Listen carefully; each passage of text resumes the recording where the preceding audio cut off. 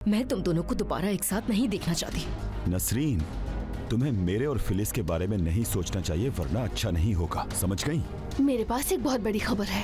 Phyllis और जुनैद दोनों एक साथ हैं।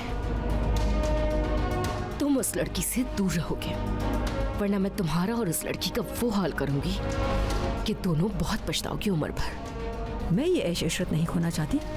मैं उस छोटे और गरीब इलाके में वापस नहीं जाना चाहूंगी, किसी सूरत भी नहीं। तुम्हें गाड़ी के ब्रेक फेल करने हैं, लेकिन लगे ऐसा कि ये सब कुदरती तौर पे हुआ है।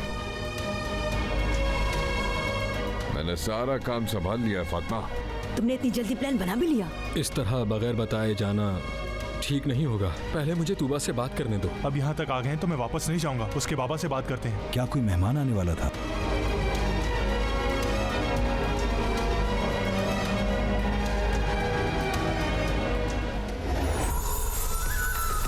देखिए ड्रामा सीरियल इश्क एक गुनाह रोजाना रात 7 बजे सिर्फ ऑन टीवी पर।